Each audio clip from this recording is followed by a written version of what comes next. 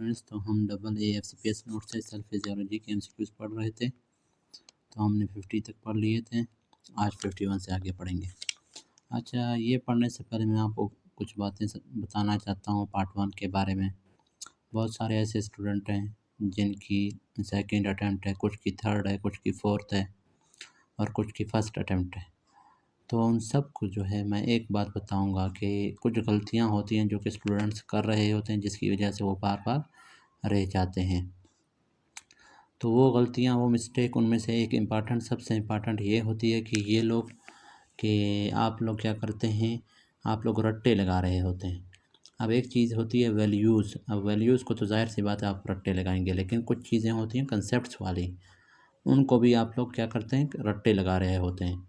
तो उसकी वजह से वहाँ पर जब आप पेपर में बैठते हैं, वहाँ पर अगर स्टेम थोड़ी बहुत चेंज हो जाए और ऑप्शंस आगे पीछे हो जाएं, तो फिर आप कंफ्यूज होते हैं। फिर आप क्या करते हैं, गलत ऑप्शन करेक्ट करते हैं।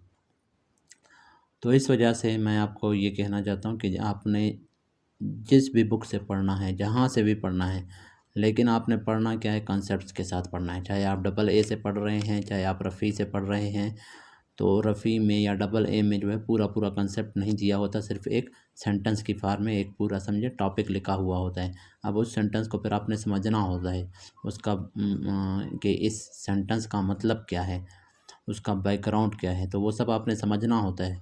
वो अगर आपको कंसेप्ट्स के साथ क्लियर होगा सब, तो फिर वहाँ पर अगर स्टेम चेंज भी हो जाए तो फिर आपके लिए इशू नहीं है। आपके कंसेप्ट्स क्लियर होंगे, आप सही की करेक्ट करेंगे। तो ये अभी देखें, बहुत सारे स्टूडेंट्स कहेंगे कि भाई हमने जो है कभी इतना नहीं पढ़ा, हमने सिर्फ एमसीक्यूज पढ़े थे, हमने क्लियर कर लिया। आप लोगों को बताएंगे बहुत सारे सीनियर्स। तो उसमें एक बात याद रखें, देखें कभी कभार पार्ट 1 के जो पेपर होते हैं वो मोस्टली रिपीट हो जाते हैं। कभी कभार 70 to 80% एमसीक्यूज क्या होते हैं, रिपीट होते हैं और सेम टू सेम रिपीट होते हैं। तो फिर उसका क्या होता है, उसका फ़ायदा ये होता है कि जिन्होंने रटा लगाया होता है वो क्लियर कर जाते हैं। लेकिन वो जो है लाजमी नहीं है कि हर बार रिपीट हो, कभी रिपीट होते हैं कभी नहीं। कभी कभार यह होता है कि बिल्कुल बहुत कम रिपीट होते हैं, 10, 15, 20%। बाकी जो होता है उसमें से 20-30% वो जो है उनके स्टेम और ऑप्शंस चेंज हुए होते हैं और 40-50% बिल्कुल न्यू एमसीक्यूज होते हैं। तो फिर उस वक्त आपका रट्टा काम नहीं देगा, उस वक्त फिर आपके कंसेप्ट्स काम देंगे।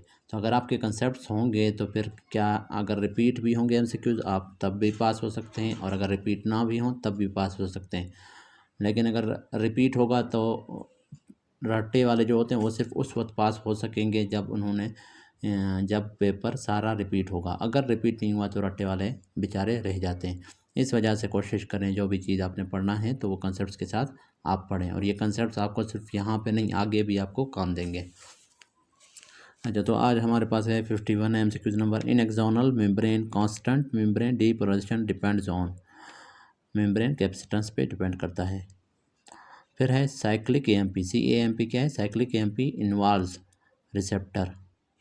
अच्छा, साइक्लिक एएमपी हमारे पास क्या है, एक सेकेंडरी मैसेंजर है। ये कब बनता है, ये सेल के अंदर बनता है, लेकिन कब बनता है, जब हार्मोन अपने रिसेप्टर के साथ बाइंड होगा। और ये कौन सा हार्मोन, कौन सा रिसेप्टर, जी प्रोटीन कपल्ड रिसेप्टर्स जो होते हैं, जिनको हम कह रहे थे जी प्रोटीन कपल्ड रिसेप्टर्स, वो रिसेप्टर्स जिनके इनसाइड। अब ये हमारे पास क्या है, सेल है, सेल मेम्ब्रेन है।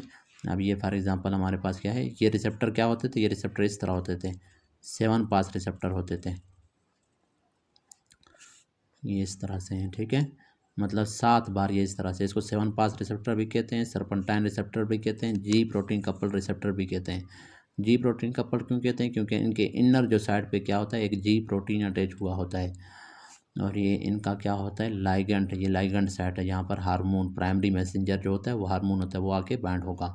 तो वो जब बाइंड होगा तो ये वाला हिस्सा, इनर वाला हिस्सा एक्टिवेट होगा। ये जब एक्टिवेट होगा तो फिर क्या है, ये एक एंजाइम को एक्टिवेट करवाएगा जिसको कहते हैं एड्रिनालाइल साइक्लेज।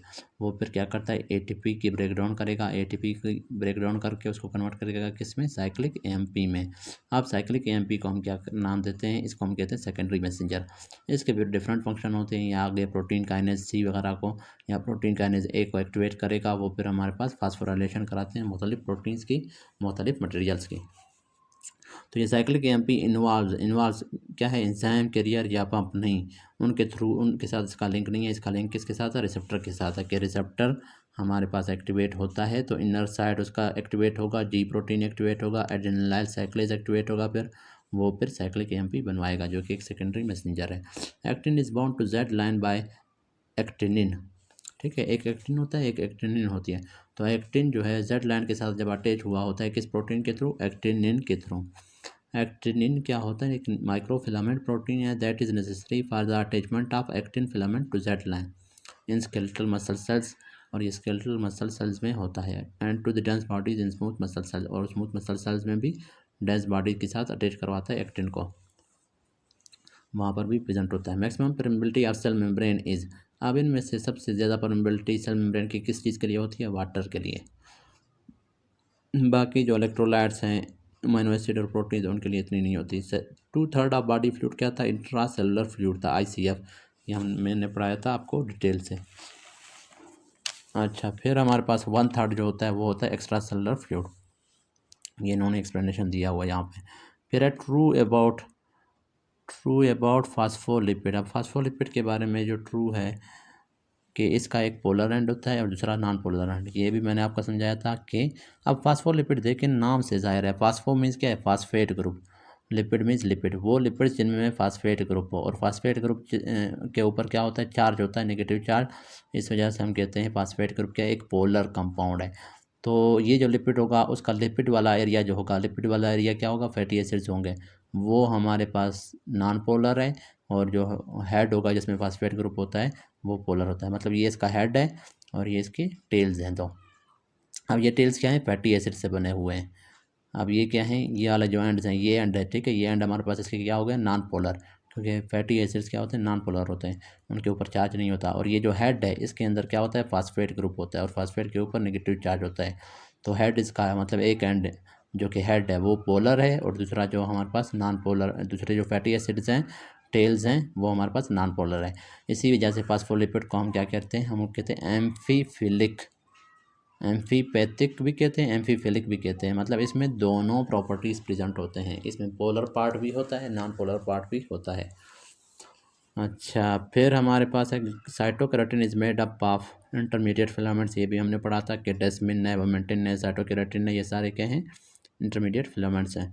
Secretary vesicle is are formed by Golgi bodies, ये मैंने भी आपको बताया था, कल मैंने बताया था कि गोल्जी बॉडीज़ से, गोल्जी बॉडी है फॉर एग्जांपल, ये गोल्जी बॉडीज़ तो इस तरह से होता है ना, लंबा सारा डबल मेम्ब्रेन होता है, इसके अंदर इससे पर निकलते हैं क्या, वेसिकल्स निकलते हैं। वो वेसिकल्स जो निकलते हैं वो इस तरह से, उनके लाइसोसोम भी इस फॉर्म में निकलता है। इस वेसिकल को नाम देते हैं सेक्रेटरी वेसिकल। और ये कुछ सेक्रेटरी वेसिकल सेल से बाहर निकलेंगे, कुछ सेल के अंदर रहेंगे, जैसे कि लाइसोसोम वगैरह है। और एक फंक्शन गोल्जी बॉडी इसका क्या था, पैकेजिंग ऑफ मटेरियल्स था ना, मटेरियल्स को पैकेज करेगा, उनके लिए फिर मेम्ब्रेन वो करेगा, बॉन्ड करेगा, उसको फिर रिलीज़ करेगा in the form of secretary vesicle. और जो एंडोप्लाज्मिक रेटिकुलम से जो निकल रहे थे, स्मूथ एंडोप्लाज्मिक रेटिकुलम से इस तरह के वेसिकल, उनको हम नाम दे रहे थे ट्रांसपोर्ट वेसिकल। और एक ट्रांसपोर्ट वेसिकल जो स्मूथ एंडोप्लाज्मिक रेटिकुलम से निकल रहा था वो क्या था, पेरोक्सिसोम। तो ये बार बार मैं वो पिछली चीज़ें भी रिपीट कर रहा होता हूँ ताकि आपके माइंड में ठीक से बैठ जाए। Statement true about cell is haematoxylin stains nucleus blue, ये आपने हिस्टोलॉजी में पढ़े थे, आपने हिस्टो के पेंसिल्स, कलर पेंसिल्स भी लिए होंगे। एक पर्पल कलर का होता था, वो असल में क्या था, हीमाटोक्सिलिन को, हीमाटोक्सिलिन के लिए था। हीमाटोक्सिलिन जो स्टेन होता है वो भी पर्पल कलर का होता है। तो जो पर्पल कलर वाला पेंसिल था वो उसके लिए पर्पल कलर को हम हमेशा क्या करते थे, जो न्यूक्लियस है, न्यूक्लियस की कलर हमारे पास हमेशा पर्पल कलर हम देते थे, मतलब उसको हम हमेशा क्या, हीमाटोक्सिलिन वाला कलर देते थे। और जो हमारे पास साइटोप्लाज्म होता था उसको हम हमेशा रेड या पिंक वाला देते थे। तो वो रेड या पिंक क्या होता है, वो ईओसिन डाई होता है। तो जब भी हम सेल्स को देखना चाहते हैं, स्टडी करना चाहते हैं, तो उनको हम लोग क्या करते हैं, स्टेन करते हैं, उनको मुख्तलिफ डाइज उनके ऊपर, कलर्स उनके ऊपर डालते हैं। तो अब क्या है, न्यूक्लियस के अंदर क्या प्रेजेंट होता है, डीएनए होता है और आरएनए। और डीएनए और आरएनए नाम से जाहिर है, डीऑक्सी राइबो न्यूक्लिक एसिड, और आरएनए क्या है, राइबो न्यूक्लिक एसिड। मतलब न्यूक्लियस क्या है, उसके अंदर एसिडिक सब्सटेंसेस प्रेजेंट होते हैं। अब जब उसमें एसिडिक सब्सटेंसेस हैं तो क्या है, हमेशा एसिडिक चीज़ बेसिक चीज़ को अट्रैक्ट करता है।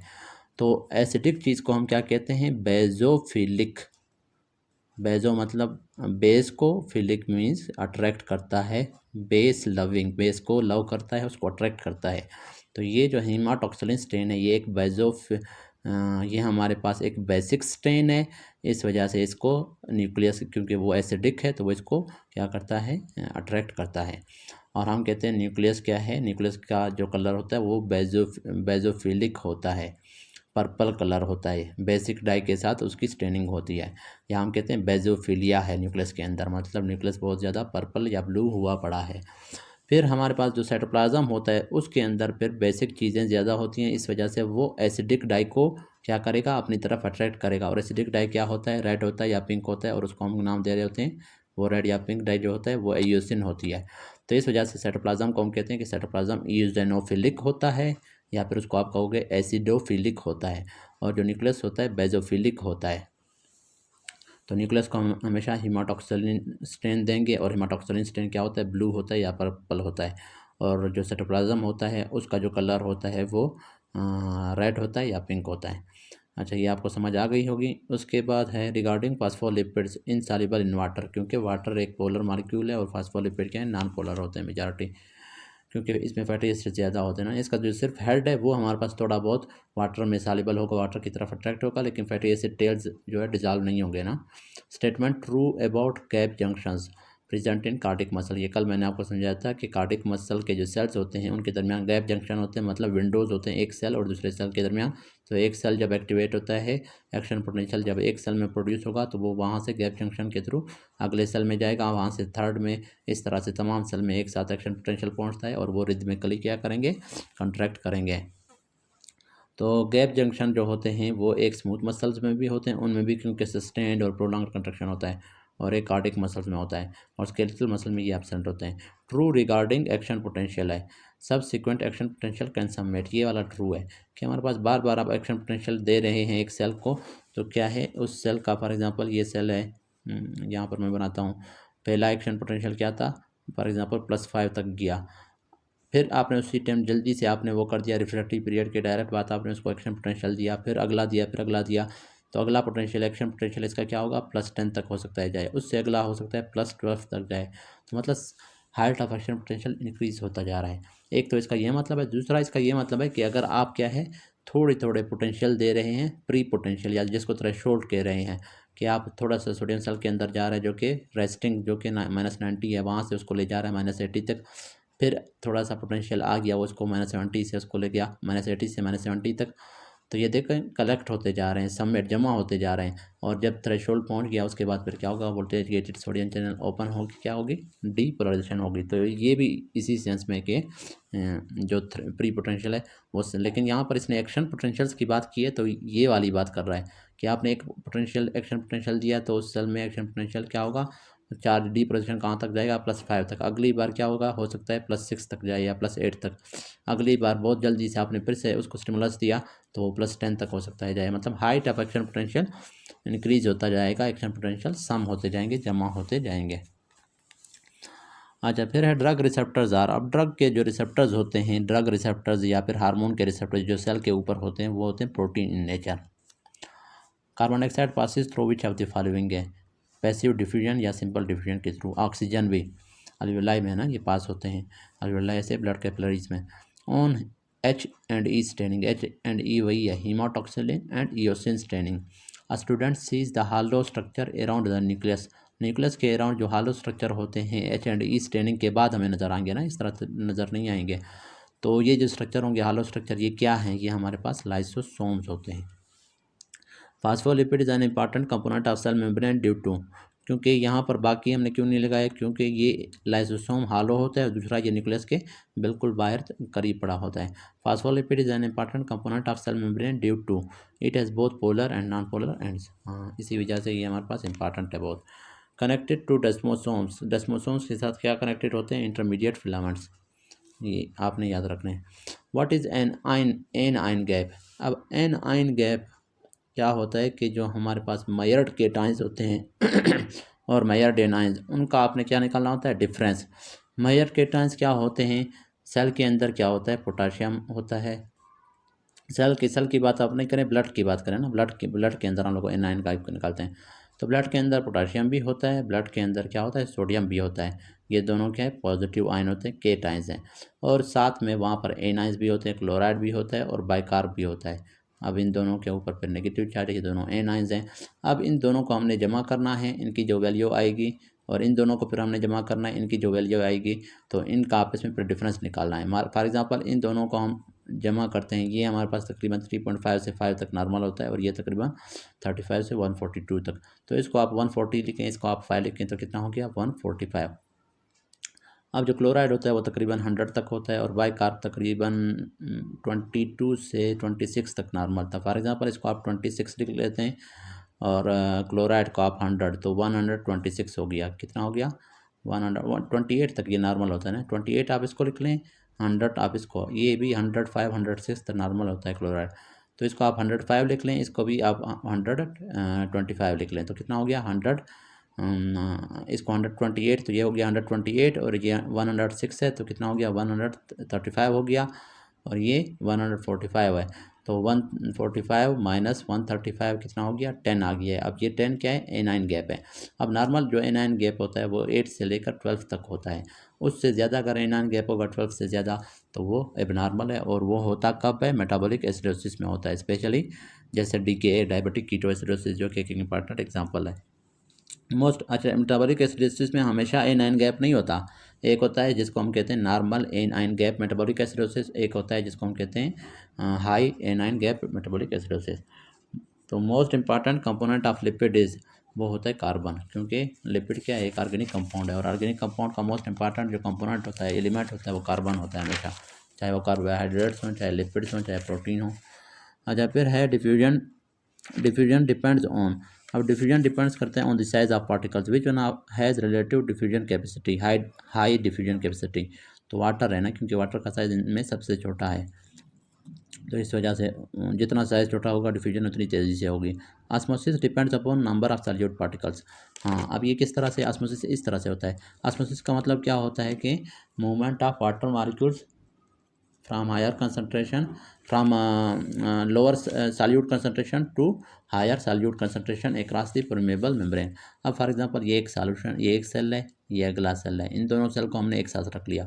इस सेल के अंदर फॉर एग्जांपल सॉल्यूट बहुत ज़्यादा है और इसके अंदर सॉल्यूट बहुत कम है। अब वाटर फॉर एग्जांपल यहाँ पर भी हमारे पास कितना है, यहाँ पर अगर फॉर एग्जांपल 10 ml है, यहाँ पर भी 10 ml है, लेकिन उसके बावजूद क्योंकि यहाँ पर सॉल्यूट कम है तो ये वाटर यहाँ से जाएगा किस तरफ, हायर सॉल्यूट कंसंट्रेशन की तरफ। यहाँ पर लोअर सॉल्यूट कंसंट्रेशन है ना, तो ये वाटर हायर सॉल्यूट, क्योंकि ये जो सॉल्यूट है ये हमेशा सॉल्वेंट को अट्रैक्ट करता है, तो इस वाले सॉल्वेंट को अट्रैक्ट करेगा तो ये इस परमेबल मेम्ब्रेन को क्रॉस करके वहाँ पर चला जाएगा। तो मतलब किस पे डिपेंड कर रहा है, ऑस्मोसिस। ऑस्मोसिस डिपेंड कर रहा है नंबर ऑफ सॉल्यूट पार्टिकल्स, जहाँ पर सॉल्यूट पार्टिकल्स ज़्यादा होंगे उसी तरफ वाटर की क्या होगी, फ्लो होगी, ऑस्मोसिस होगी। Which are the following muscles don't tetanize, ये हमने पहले भी पढ़ा था, ये था कार्डियक मसल, और इसकी वजह मैंने बताई थी कि प्रोलॉन्ग रिफ्रैक्टरी पीरियड होता है। और प्रोलॉन्ग रिफ्रैक्टरी पीरियड क्यों होता था, क्योंकि inactivation get for a prolong period क्या हो जाता था, क्लोज हो जाता था, सोडियम चैनल का जो था inactivation gate. The fluidity of cell membrane is caused by, ये भी बार बार हमने पढ़ा हुआ है, कोलेस्ट्रॉल की वजह से होता है। True about you chromatin, you का मतलब ट्रू, ट्रू क्रोमेटिन्स जो, तो ट्रू क्रोमेटिन के बारे में ट्रू क्या है। अच्छा, यहाँ पर भी ट्रू लिखा हुआ है और यू का मतलब भी ट्रू है। एक ट्रू क्रोमेटिन होता है, एक दूसरे को आप फॉल्स या डिफरेंट क्रोमेटिन कह सकते हैं।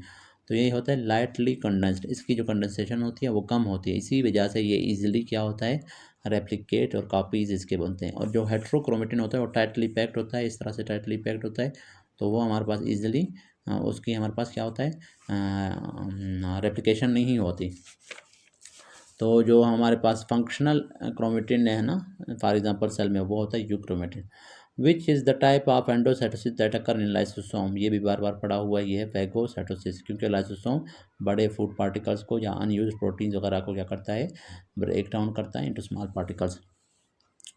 Mitochondria are abundant in the apical end of, ये भी हमने बार बार पढ़ा हुआ है, तो ये होता है सिलिएटेड सेल में, क्योंकि सिलिएटेड सेल के ऊपर सिलिया होते हैं और सिलिया ने मूवमेंट करना होता है और मूवमेंट के लिए एनर्जी रिक्वायर होती है बहुत ज़्यादा, और एनर्जी किस फॉर्म में, एटीपी के फॉर्म में। इस वजह से उन सेल्स के अंदर माइटोकॉन्ड्रिया बहुत ज़्यादा हैं ताकि ज़्यादा से ज़्यादा एटीपी बने और सिलिया की मूवमेंट हो सके। और सिलिया के फिर डिफरेंट फंक्शन होते हैं रेस्पिरेटरी ट्रैक्ट में। ये क्या करेंगे, म्यूकस की ड्रेनेज करवाएंगे, म्यूकस को बाहर की तरफ भेजेंगे और फिर हमारे पास स्पूटन की फॉर्म में वो निकलेगा म्यूकस। और फिर फेलोपियन ट्यूब के अंदर ये जाइगोट की और एग की हमारे पास मूवमेंट करवाएंगे। कहाँ पर, यूट्रस की तरफ जाइगोट की मूवमेंट करवाएंगे ताकि वहाँ पर इम्प्लांट कर सकें। अच्छा, फिर इंट्रासेलुलर स्ट्रक्चर कंपोज ऑफ, जो इंट्रासेलुलर स्ट्रक्चर होता है जो कि माइक्रोट्यूब्यूल से बना हुआ होता है, वो कौन सा होता है, सेंट्रियोल होता है। और सेंट्रोमियर वो एरिया होता है जहाँ पर सेंट्रियोल पड़े होते हैं। The facilitated diffusion in intestine suits which one of the following, ये होता है ग्लूकोज। अच्छा, स्मॉल इंटेस्टाइन में सबसे ज़्यादा जो फैसिलिटेटेड डिफ्यूजन होती है वो किसकी होती है, फ्रुक्टोज की। ग्लूकोज की तो सेकेंडरी एक्टिव ट्रांसपोर्ट हो रही थी ना, सोडियम ग्लूकोज को ट्रांसपोर्ट, तो एफ से फैसिलिटेटेड, एफ से फ्रुक्टोज। लेकिन एक्रॉस मेम्ब्रेन अगर हमारे पास ग्लूकोज की जो डिफ्यूजन होती है वो फैसिलिटेटेड डिफ्यूजन के थ्रू होती है और एक्रॉस प्लेसेंटा भी फैसिलिटेटेड डिफ्यूजन के थ्रू होती है। लेकिन जब इंटेस्टाइन और रीनल ट्यूब्यूल की बात करेंगे वहाँ पर ग्लूकोज और अमीनो एसिड की जो ट्रांसपोर्ट थी वो सेकेंडरी एक्टिव ट्रांसपोर्ट के थ्रू हो रही थी, या जिसको हम कह रहे थे सोडियम ग्लूकोज को ट्रांसपोर्टर, उसके थ्रू, और सोडियम अमीनो एसिड को ट्रांसपोर्टर। स्ट्राइएटेड मसल्स जो हैं, मतलब स्केलेटल मसल की बात कर रहे हैं। अच्छा, स्केलेटल मसल भी स्ट्राइएटेड होते हैं और कार्डिक मसल भी। तो striated muscle that rhythmically myogenically contract होते हैं इन सिंक्रोनाइज्ड फैशन। तो रिदमिकली और मायोजेनिकली कंट्रैक्ट हो रहे हैं, मतलब खुद ब खुद कंट्रैक्ट हो रहे हैं, उनमें इम्पल्सिस भी खुद ब खुद प्रोड्यूस हो रहे हैं और सिंक्रोनाइज्ड फैशन में कंट्रैक्ट हो रहे हैं, मतलब एक रिदम के साथ स्मूथली। तो वो कौन से मसल्स होते हैं, वो कार्डिक मसल होते हैं, क्योंकि कार्डिक मसल में सोडियम लीकी चैनल होते हैं जो कि थ्रेशोल्ड पोटेंशियल तक सेल्स को पहुंचाते हैं और फिर हमारे पास क्या है, एक्शन पोटेंशियल या डीपोजिशन इजीली हो जाता है। फिर आगे है हमारे पास cell swelling that occur in reversible injury is owing to, अगर सेल के अंदर स्वेलिंग हुई है और रिवर्सिबल इंजरी की वजह से हुई है तो फिर क्या होगा, इनवर्ड वाटर फ्लो। तो इनवर्ड वाटर सेल है, सेल इंजर्ड हुआ है, लेकिन कौन सा इंजरी हुआ है उसमें, रिवर्सिबल इंजरी, तो फिर वो सेल क्या है, स्वेल हो जाता है। स्वेल क्यों हो रहा है, क्योंकि इनवर्ड वाटर फ्लो हो रहा है उसकी वजह से। Transfer of oxygen from alveoli to capillaries involve which mechanism, ये हमने बार बार पढ़ा हुआ है कि ऑक्सीजन हो चाहे कार्बन डाइऑक्साइड हो, इनकी जो हमारे पास ट्रांसपोर्ट होती है एकरास अल्वियोलाई या एकरास ब्लड कैपिलरी, तो वो होती है डिफ्यूजन, पैसिव या सिंपल डिफ्यूजन के थ्रू। तो ये पैसिव और सिंपल डिफ्यूजन सेम चीज़ होती है। Regarding sarcomere of muscle fibre it's between two Z line, ठीक है, पैसिव और सिंपल डिफ्यूजन में ज़्यादा फर्क नहीं होता, तकरीबन सेम होते हैं। Sarcomere, regarding sarcomere of muscle fibre it's between, sarcomere क्या होता है, Sarco means muscle, mayor means unit, मतलब मसल का एक यूनिट, जो मसल का जो एक यूनिट होता है वो दो जेड लाइन के दरमियान जो होता है उसको हम कहते हैं सार्कोमेयर। तो ये बिटवीन टू जेड लाइन होता है। फिर choline is a component of phospholipid का कंपोनेंट है, लेकिन कौन से फास्फोलिपिड का, स्फिंगोमाइलिन का। अब क्या होता है, फास्फोलिपिड दो तरह के थे, किसमें, सेल मेम्ब्रेन में। एक को हम कह रहे थे फास्फाटिडाइल कोलिन, एक को हम कह रहे थे फास्फाटिडाइल इथानोलामीन। अब जो फास्फाटिडाइल कोलिन है उसका दूसरा नाम क्या है, स्फिंगोमाइलिन, और उसके अंदर क्या होता है, यही कोलिन है ना, फास्फाटिडाइल कोलिन भी इस वजह से कह रहे हैं। कोलिन क्या है, एक नाइट्रोजन बेस है। और जो फास्फाटिडाइल इथानोलामीन था उसको फिर हम कह रहे थे लेसिथिन। फिर है albumin does not pass basement membrane, क्योंकि इसके ऊपर नेगेटिव चार्ज होता है और बेसमेंट मेम्ब्रेन के ऊपर भी नेगेटिव चार्ज होता है। और कौन सी बेसमेंट मेम्ब्रेन की बात कर रहे हैं, बोमस कैप्सूल के ऊपर जो होती है, रीनल ट्यूब्यूल्स में ना, किडनी में जो होता है, नेफ्रॉन्स में, तो इस वजह से फिर वो एल्ब्यूमिन क्या है, उसकी ट्रांसपोर्ट नहीं होती। फिर structure produced by basal bodies, basal bodies क्या बनाते हैं, सीलिया बना रहे होते हैं। सीलिया भी बेजल बॉडीज से सिलिया निकल रहे होते हैं और फ्लैजिला भी बेजल बॉडीज से निकल रहे होते हैं। और बेजल बॉडीज़ को कौन बना रहा होता है, सेंट्रियोल, और सेंट्रियोल खुद किससे बना होता है, माइक्रोट्यूब्यूल से, और सिलिया खुद भी माइक्रोट्यूब्यूल से। मतलब इस तरह से ना, ये अभी सेल है, सेल के अंदर यहाँ पर इस तरह के दो स्ट्रक्चर होते हैं, ये सेंट्रियोल होता है जो कि इस तरह के स्ट्रक्चर बना लेता है और इनसे ओरिजिनेट होते हैं इस तरह के स्ट्रक्चर। अब ये क्या है, ये वाले क्या है, ये बेजल बॉडी है और ये किससे बना है, सेंट्रियोल से। तो सेंट्रियोल खुद किससे बना था, माइक्रोट्यूब्यूल से। तो ये जो इसको अभी हम नाम दे रहे हैं बेजल बॉडीज़, ये सेंट्रियोल ने बेजल बॉडीज़ बनाए और उस बेजल बॉडी से फिर क्या बना, flagella.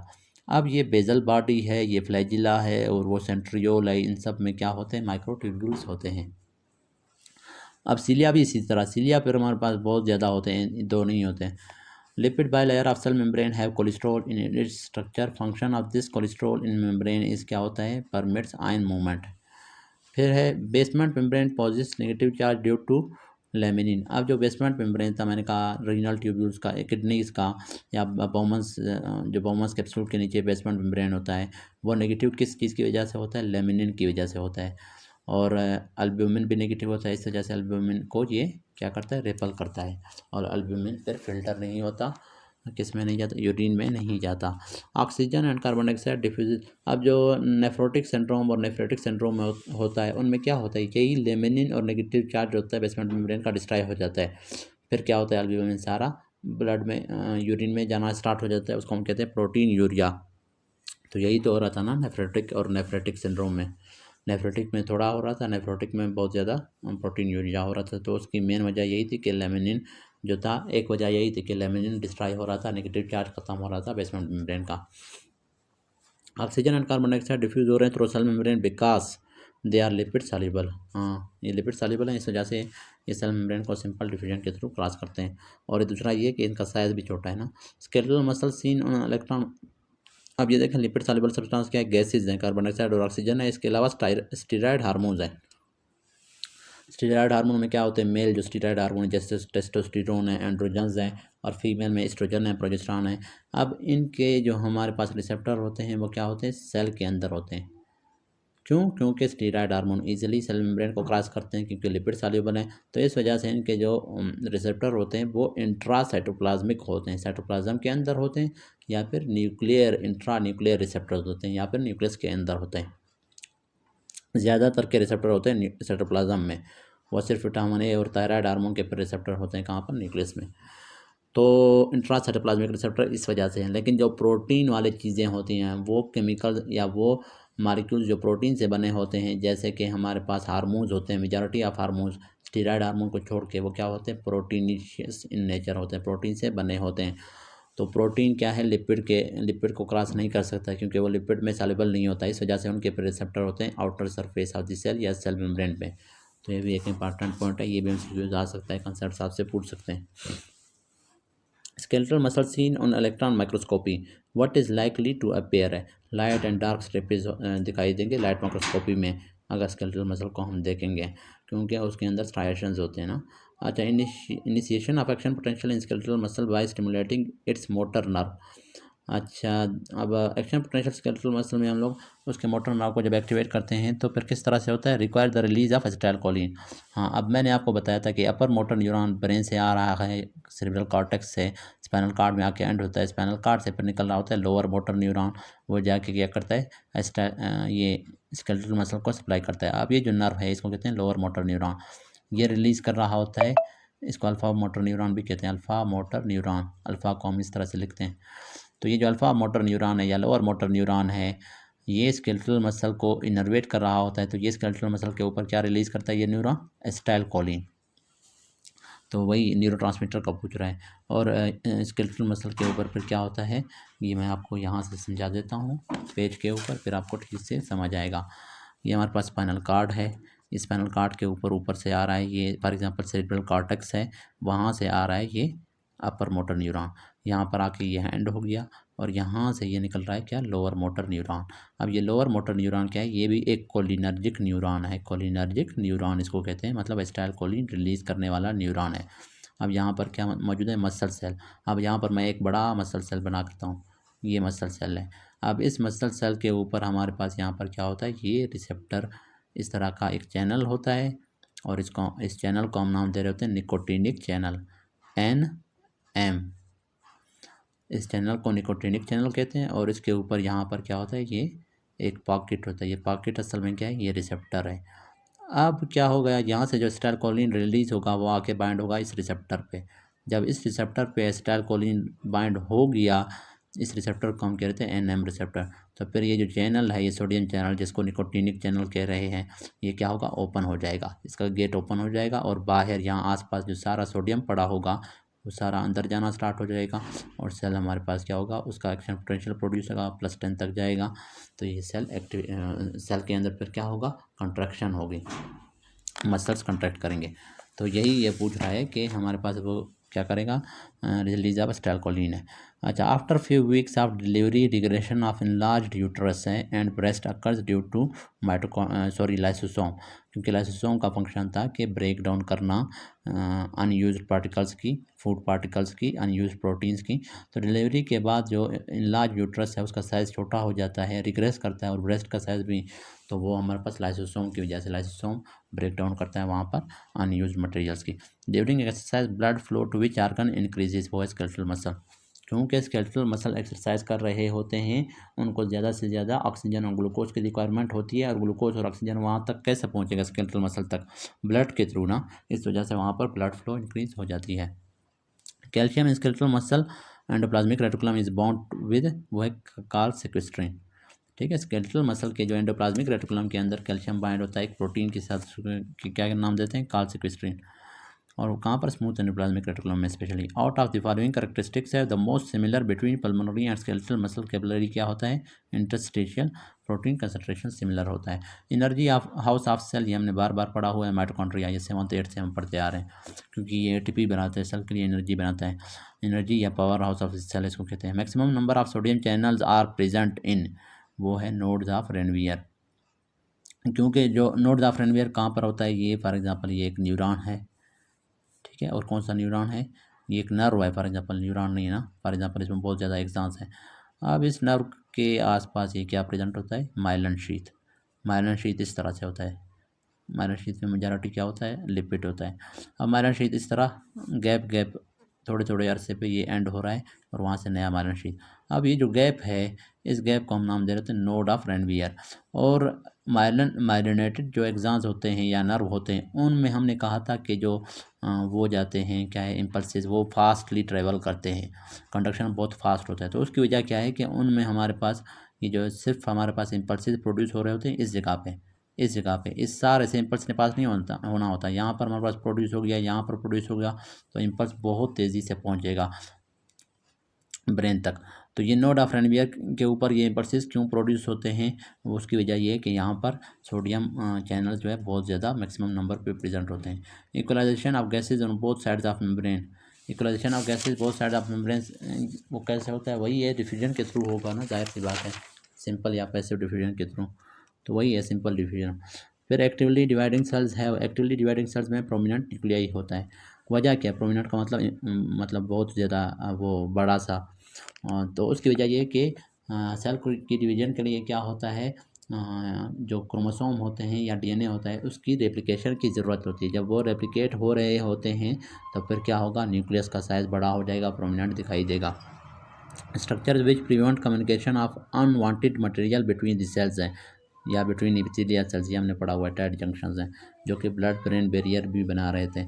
Assessment of muscle injury bye CKMM दिया हुआ है, CK का मतलब क्रिएटिन काइनेज, और इस CK को हम लोग CPK भी कहते हैं, क्रिएटिन फास्फोकाइनेज भी कहते हैं।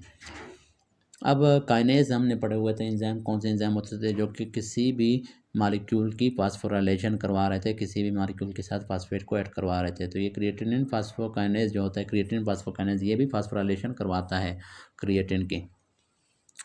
तो मसल, अब देखो यहाँ पर इन्होंने मसल दिया हुआ है, अगर कार्डिक मसल इंजरी ये तो थे, तो फिर आपने करेक्ट करना था CKMB ये वाला, ठीक है। लेकिन अगर वो आपको देंगे स्केलेटल मसल इंजरी, अगर ऑप्शन में दिया होता तो फिर आपने करेक्ट करना था CKMM। अब ये MCQs इस तरह से आपको नहीं देंगे, वो या तो देंगे MCQs में स्टेम में क्या देंगे, कार्डिक मसल, या फिर स्टेम में यहाँ पर दिया होगा स्केलेटल मसल। तो स्केलेटल मसल अगर दिया होगा तो आपको CKMM करेक्ट करना है, और अगर कार्डिक मसल दिया होगा तो आपने करेक्ट करना है CKMB। तो उसके थ्रू फिर हम लोग, अब क्यों, अब देखें कार्डिक मसल में हम लोग CKMB के थ्रू हमें कैसे पता चलता है कि कार्डिक मसल या कार्डिक सेल्स क्या है, डैमेज हो चुके हैं। वो इस तरह, ये देखें, ये फॉर एग्जाम्पल ये कार्डिक सेल है या कार्डिक मसल सेल है, इसके अंदर CKMB प्रेजेंट है। अब अगर ये डैमेज होता है, इसका सेल मेम्ब्रेन डैमेज होता है, तो इससे CKMB सारा रिलीज होगा, ब्लड में जाएगा। इस वजह से ब्लड के अंदर जब हम देखते हैं कि CKMB बहुत ज़्यादा प्रेजेंट है, तो हम कहते हैं उस पेशेंट को क्या है, MI हुआ है, मायोकार्डियल इन्फार्क्शन हुआ है, उसके कार्डिक मसल सेल डैमेज हुए हैं। तो ये कॉमन सेंस की बात है ना। A cell that has no potential for division, वो सेल जिसका जो है मतलब डिवीजन, सेल डिवीजन जिसमें नहीं होता पोटेंशियल सेल डिवीजन की, उसको परमानेंट सेल कहते हैं। लेकिन वो कौन सा सेल होता है, वो हार्ट सेल है, एक नर्व सेल्स हैं, ठीक है, तो इनमें हमारे पास नहीं होता। लेकिन आजकल नए जो रिसर्च हैं उनके मुताबिक कि भाई नर्व की रीजनरेशन भी हो रही होती है, न्यूरोप्लास्टिसिटी प्रेजेंट होती है, हार्ट के भी कुछ केसेस में दिखाई दिया गया है कि कुछ हमारे पास इस तरह से साइंटिफिक एविडेंसेस, मतलब इतने वो लिटरेचर में अभी तक वो एडिशन उनकी शाया नहीं हुए हैं, लेकिन कुछ इस तरह के वो साइंटिस्ट कहते हैं कि इनमें भी हमारे पास कुछ तरीक़ों से हम दोबारा इनको वापस रीजनरेट करवा सकते हैं किसी हद तक। ट्रू अबाउट थर्मो रिसेप्टर, वो होता है लार्ज रिसेप्टिव फील्ड। लेकिन आपने यहाँ पर क्या है, यहाँ पर परमानेंट आपने यही हार्ट लगाना है, ठीक है, हार्ट सेल या नर्व सेल अगर होता तो उसको भी आप कहते हैं। True about thermo receptor, thermo means heat, heat के जो रिसेप्टर, हीट नहीं, थर्मो मीन्स है टेम्परेचर के रिसेप्टर, और टेम्परेचर में हीट भी आता है, कोल्ड भी आता है। अब जो थर्मो रिसेप्टर्स होते हैं उनके बारे में ट्रू क्या है, उनका जो रिसेप्टिव फील्ड होता है लार्ज होता है ना, ताकि वो हमारे पास क्या है ठीक तरह से बाहर का इन्वायरमेंट क्या कर सकें, फील कर सकें कि वहाँ पर ठंड है, कोल्ड है या फिर हॉट इन्वायरमेंट है। उसी तरीके से फिर क्या है, इम्पल्सेस जाएंगे ब्रेन के पास और फिर हमारी बॉडी उसी तरह से अडॉप्ट करेगी। Intracellular fluid volume in body is, अब इंट्रासेलुलर 2/3 होता है तो वो है 28 लीटर। अब ये एडल्ट्स की बात कर रहे हैं, ठीक है, बच्चों में 28 लीटर नहीं होता, कम होता है। ये 70 kg मैन में एवरेज वेट वाले बंदे को उठाया हुआ है। डिप्लोटीन स्टेज क्या होता है, इस सेल साइकिल का एक स्टेज है। ये किस फेज में होता है, प्रोफेज। ऑल प्राइमरी ओसाइट जो होते हैं found by 5th month of fetal life and remain dormant in prophase diplotene stage of meiosis 1 until puberty. ये इंपॉर्टेंट एमसीक्यूज है, ये भी अक्सर आता है कि जो प्राइमरी ओसाइट होते हैं वो जब फीटस बन रहा होता है, माँ के पेट में होता है, उसी वक्त उसमें हमारे पास बन रहे होते हैं, क्या बनते हैं, मियोसिस स्टार्ट हो जाती है उसके प्राइमरी ओसाइट में। लेकिन वो क्या होता है, वो प्राइमरी ओसाइट क्या है, डॉर्मेंट हो जाते हैं प्रोफेज के किस फेज में, किस स्टेज में, डिप्लोटीन स्टेज। तो प्रोफेज के डिप्लोटीन स्टेज में और मियोसिस 1 के, ठीक है, मियोसिस 1 का जो प्रोफेज है उसमें डिप्लोटीन स्टेज में सारे जो प्राइमरी ओसाइट है वहाँ पर डॉर्मेंट हो जाते हैं और फिर हमारे पास बाद में प्यूबर्टी के ऊपर इनकी मज़ीद क्या होती है, ये मियोसिस से चले जाते हैं, फिर आगे जाते हैं, फिर जब वो ओव्यूलेशन होती है तो उस वक्त मियोसिस होती है। How the number of mitochondria is increased है, वो है सेल्फ रेप्लिकेशन। ये हमने बार बार पढ़ा हुआ है कि इसका अपना रेप्लिकेशन के लिए डीएनए की ज़रूरत होती है, आरएनए की ज़रूरत होती है और एंजाइम्स की ज़रूरत है। डीएनए, आरएनए, राइबोसोम्स, ठीक है, इनकी ज़रूरत होती है और एंजाइम्स। अब माइटोकॉन्ड्रिया के पास अपना सर्कुलर डीएनए भी प्रेजेंट है, अपना आरएनए भी प्रेजेंट होता है, राइबोसोम्स भी 70s राइबोसोम्स होते हैं, एंजाइम्स भी होते हैं। तो उनकी मदद से जब भी हमारे पास सेल को रिक्वायर होगा कि ज़्यादा से ज़्यादा एनर्जी बनाया ना, तो फिर उस वक्त सेल क्या करेगा, ज़्यादा से ज़्यादा माइटोकॉन्ड्रिया क्या करेगा, रिप्लिकेट, सेल्फ रिप्लिकेशन माइटोकॉन्ड्रिया की उस सेल के अंदर होगी ताकि सेल को ज़्यादा से ज़्यादा एनर्जी या एटीपी प्रोवाइड कर सके। ड्रग्स की detoxification done by smooth endoplasmic reticulum. अच्छा, स्मूथ एंडोप्लाज्मिक रेटिकुलम के कई काम हैं, बार बार हम पढ़ रहे हैं। एक क्या है, ड्रग्स की डिटॉक्सिफिकेशन है, दूसरा था अल्कोहल की डिटॉक्सिफिकेशन एट टॉक्सिक डोसेस, वो भी यही कर रहा है। लेकिन अगर एमसीक्यूज में आए अल्कोहल की डिटॉक्सिफिकेशन एट नॉर्मल डोसेस, वो था पेरोक्सिसोम कर रहा था। अब पेरोक्सिसोम को भी किसने बनाया, किससे बनता है, स्मूथ एंडोप्लाज्मिक रेटिकुलम से। लिपिड्स की और स्टीरॉयड हार्मोन की सिंथेसिस भी कौन करवाता है, स्मूथ एंडोप्लाज्मिक रेटिकुलम। कैल्शियम की स्टोरेज भी कहाँ पे होती है, स्मूथ एंडोप्लाज्मिक रेटिकुलम। ये सारे आपने याद रखने। रफ एंडोप्लाज्मिक रेटिकुलम का मेन काम प्रोटीन सिंथेसिस, गोल्गी का मेन काम पैकेजिंग ऑफ सेल है और सिक्रेटरी वेसिकल बना रहा है और साथ में लाइसोसोमल एंजाइम या लाइसोसोम बना रहा है। Mitochondria power house of cell है, इसमें क्रेब साइकिल होता है, इलेक्ट्रॉन ट्रांसपोर्ट चेन होता है, पायरुवेट कन्वर्ट होता है स्टाइल कोए में, और शॉर्ट चेन फैटी एसिड भी यहाँ पर। सेल मेम्ब्रेन सेलेक्टिवली परमेबल होता है, चीज़ों को ट्रांसपोर्ट करवाता है। Cells that do not regenerate, वो सेल जो डीजनरेट नहीं करते उनको परमानेंट सेल कहते हैं। अभी थोड़ी देर पहले हमने पढ़ा था हार्ट सेल है और नर्व सेल्स हैं, इनको हम परमानेंट सेल कह रहे होते हैं। ये एक बार अगर डैमेज हो गए तो वापस नहीं बनते। Chromosomes are paired in prophase में क्रोमोसोम्स की पेयरिंग होती है। फिर cell organelles which can replicate on its own, वो माइटोकॉन्ड्रिया है, अभी मैंने बताया।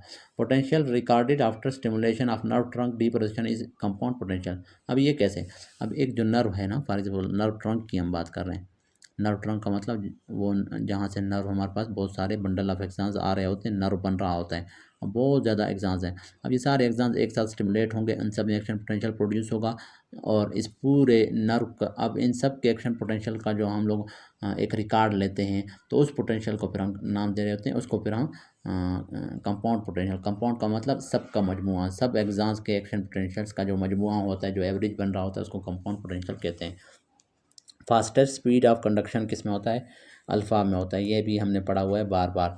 के मैंने आपको बताया था फाइबर्स होते हैं, ए फाइबर्स होते हैं और एक सी फाइबर्स होते हैं। जो ए फाइबर्स होते हैं उसमें फिर मज़ीद टाइप्स थे, ए अल्फ़ा था, ए अल्फ़ा, ए बीटा और ए डेल्टा।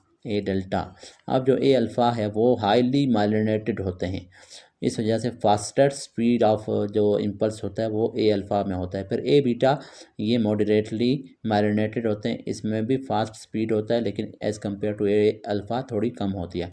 फिर ए डेल्टा जो होते हैं ये पुअरली माइलिनेटेड होते हैं, लेकिन इसमें भी हमारे पास जो होती है as compare to C fibres or non myelinated fibres, इनमें फास्ट होती है, इम्पल्स ट्रेवल करती है फास्ट, और फास्ट पेन को यही ए डेल्टा फाइबर्स कैरी कर रहे थे डार्सल कॉलम में मीडियल मेनिस्कस के थ्रू।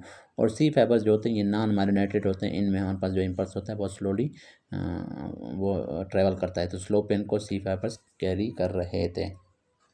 और ए डेल्टा फाइबर्स क्या है? फास्ट पेन को कैरी कर रहे, सॉरी ए डेल्टा फाइबर उसका क्या नाम है, डार्सल कॉलम का हिस्सा नहीं है, ये फास्ट पेन को कैरी कर रहा है। और सी फाइबर्स जो है ये स्लो पेन को, ये नॉन मैरिनेटेड है, ये मतलब पोरली मैरिनेटेड है, तो इसमें फास्ट पेन और इसमें स्लो पेन, और ये दोनों एंड लेटरल स्पाइनोथैलेमिक ट्रैक के थ्रू पेन को कैरी कर रहे थे, ब्रेन तक ले जा रहे थे।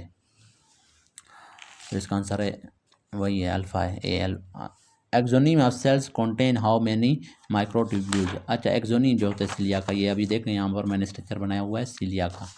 अब ये देखें सिलिया में हमारे पास क्या होते हैं, सिलिया का स्ट्रक्चर इस तरह से होता है कि उसमें जो 9 पेरिफेरल माइक्रोट्यूब्यूल्स होते हैं डुबलेट की फॉर्म में, डबल माइक्रोट्यूब्यूल इस तरह से जुड़े हुए होते हैं, और 9 पेरिफेरल डुबलेट्स होते हैं, इनको हम कहते हैं 9 पेरिफेरल डुबलेट्स।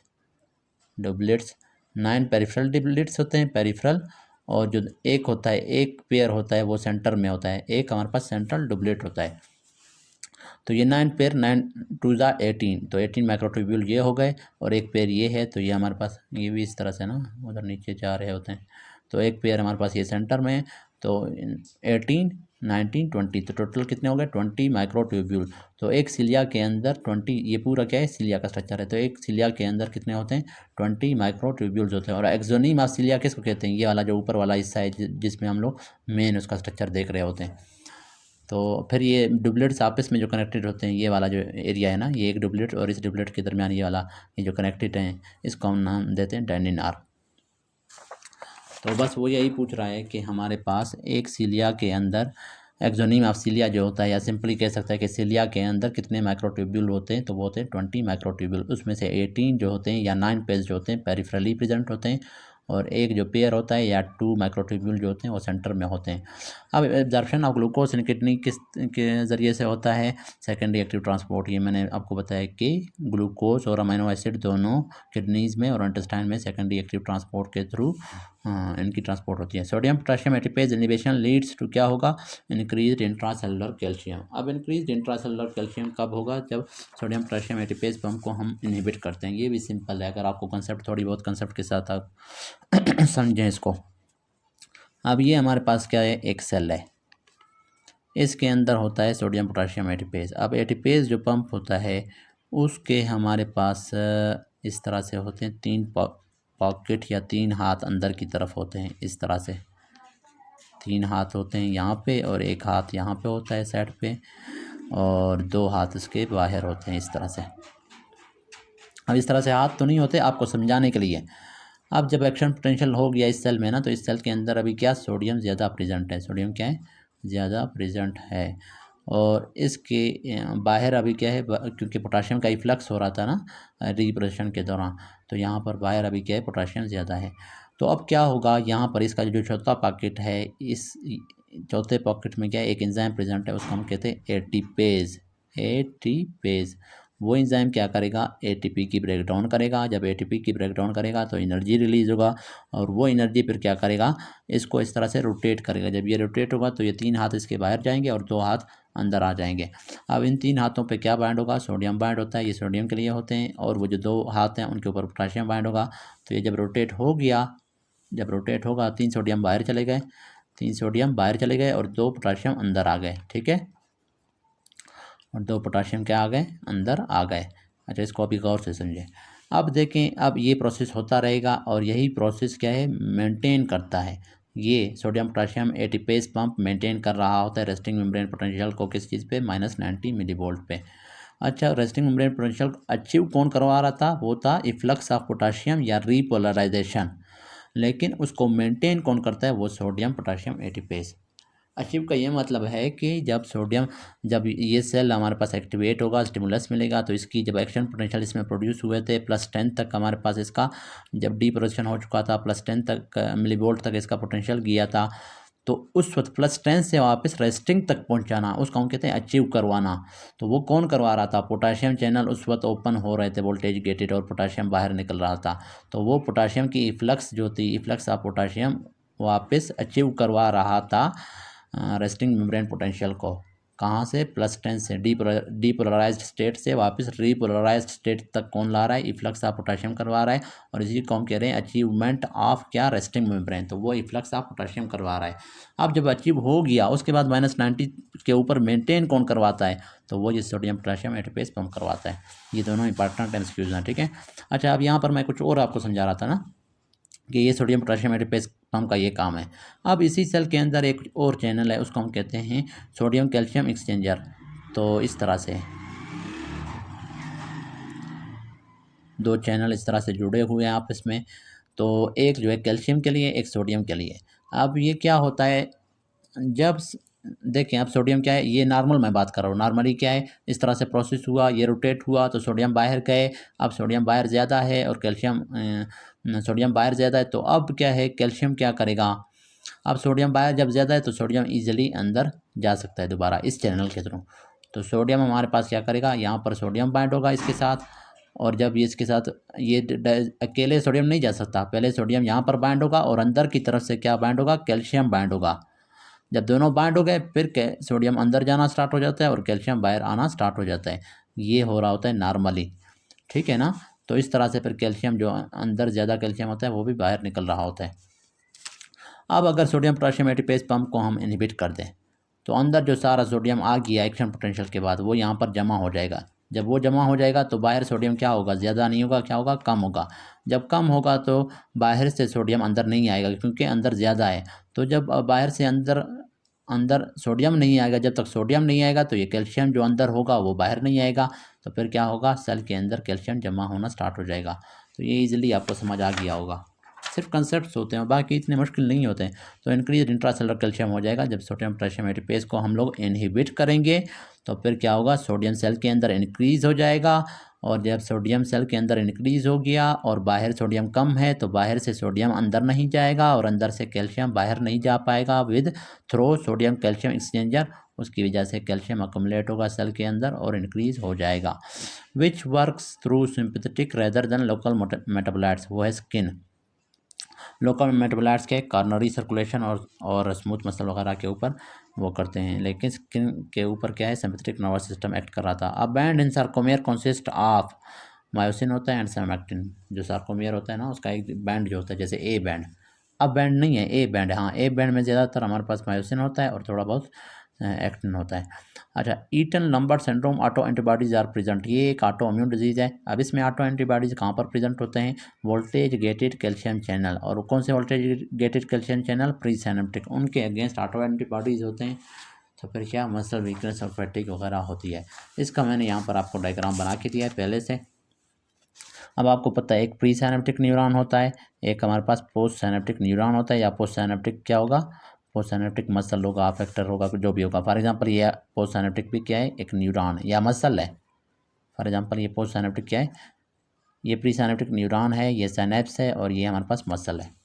साइनेप्स का मतलब दो न्यूरॉन्स के दरमियान या एक न्यूरॉन और अफेक्टर आर्गन के दरमियान जो स्पेस है, गैप है, जंक्शन है, ये गैप वाला, इसको साइनेप्स कहते हैं। तो इस साइनेप्स से पहले वाला जो न्यूरॉन होगा उसको हम कहते हैं प्री साइनेप्टिक। प्री का मतलब बिफोर साइनेप्स, तो बिफोर ये साइनेप्स से पहले वाला न्यूरॉन। और ये जो आगे होगा, आगे अगर न्यूरॉन होगा उसको हम कहते हैं पोस्ट साइनेप्टिक न्यूरॉन, मतलब साइनेप्स के बाद वाला न्यूरॉन। लेकिन यहाँ पर फॉर एग्जांपल क्या है, मसल सेल है। तो अब क्या होगा, ये जो है, अब ये हमारे पास एक्सान टर्मिनल है, ये हमारे पास प्री साइनेप्टिक न्यूरॉन का हमने एक्सान टर्मिनल बनाया हुआ है। उसके अंदर क्या प्रेजेंट है, वोल्टेज गेटेड कैल्शियम चैनल है। अब और यहाँ पर हमारे पास एक्सान टर्मिनल में क्या, साइनेप्टिक वेसिकल प्रेजेंट है। इनके अंदर फिर क्या होता है, न्यूरोट्रांसमीटर होता है। फॉर एग्जांपल क्या होगा, यहाँ पर एसिटाइलकोलिन होगा ना, आगे यहाँ पर स्केलेटल मसल है। तो अब क्या होगा, ये जो वोल्टेज गेटेड कैल्शियम चैनल है, ये हमारे पास यहाँ से जब इम्पल्स आ रहा है तो ये voltage gated calcium channel open होंगे, बाहर से कैल्शियम अंदर आएगा और कैल्शियम क्या करता है, इन साइनेप्टिक वेसिकल्स को जिनके अंदर एसिटाइलकोलिन प्रेजेंट है, इनको मूव करवाएगा सेल मेम्ब्रेन की तरफ, इनको बाहर यहाँ पर रिलीज करवा देगा साइनेप्टिक वेसिकल्स को। साइनेप्टिक वेसिकल को पूरा मेम्ब्रेन के साथ तो रिलीज नहीं करवाएगा, उनसे न्यूरोट्रांसमीटर की एक्सोसाइटोसिस करवाएगा। तो कैल्शियम का काम क्या है, एक्सोसाइटोसिस ऑफ क्या है, neurotransmitter from synaptic vesicles into the synapse के अंदर रिलीज करवा देता है न्यूरोट्रांसमीटर को, कौन, कैल्शियम। तो फिर क्या होगा, वो एसिटाइलकोलिन इस मसल के रिसेप्टर के ऊपर बाइंड होगा और ये मसल क्या करेगा, अपना सारा प्रोसेस होगा, कॉन्ट्रैक्ट होगा। अब अगर होगा ये वोल्टेज गेटेड कैल्शियम चैनल के अगेंस्ट क्या बन गया, फॉर एग्जांपल एक एंटीबॉडी बन गया। अब जब एंटीबॉडी बन गया इसके अगेंस्ट, तो अब इम्पल्स जब आएगा तो ये हमारे पास अब एंटीबॉडी प्रेजेंट है, तो अब कैल्शियम अंदर नहीं जा सकेगा। जब कैल्शियम अंदर नहीं जाएगा तो ये साइनेप्टिक वेसिकल ब्रेन की तरफ नहीं जाएंगे, और ब्रेन की तरफ नहीं जाएंगे तो वहाँ से फिर अपने न्यूरोट्रांसमीटर को साइनेप्स में रिलीज़ नहीं करेंगे। तो फिर हमारे पास क्या होगा, मसल क्या होगा, कॉन्ट्रैक्ट नहीं होगा, मसल में वीकनेस होगी, फैटीग होगी। इसको हम नाम दे रहे हैं क्या, Lambert Eaton syndrome. Auto immune disease है, मतलब ऑटो एंटीबॉडीज़ बने हुए हैं। तो ये आपको समझ आए, ये इतना कॉमन नहीं है, लेकिन जो माइस्थीनिया ग्रेविस है वो बहुत कॉमन है, उसमें ज़्यादा फैटिक। अब इसमें और उसमें फैटिक में क्या डिफरेंस है, जो माइस्थीनिया ग्रेविस होती है उसमें क्या है, बंदा सुबह के टाइम रेस्ट जब करता है उसके बाद बंदा रिलैक्स हो जाता है, फैटिक क्या हो जाती है, ख़त्म हो जाती है। और इवनिंग के टाइम जब सारा दिन बंदा काम करता है तो इवनिंग के टाइम ना थक जाता है बंदा, उसको टोसिस वगैरह होती है, मसल फैटिक वगैरह होती है।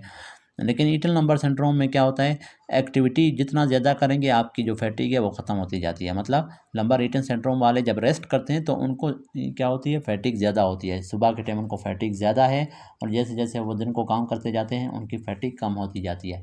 लेकिन माइस्थीनिया ग्रेविस में क्या होता है, सुबह सुबह वो एक्टिव होते हैं, फैटिक नहीं होता, लेकिन जैसे जैसे काम करते हैं तो उनकी फैटिक बढ़ती जाती है।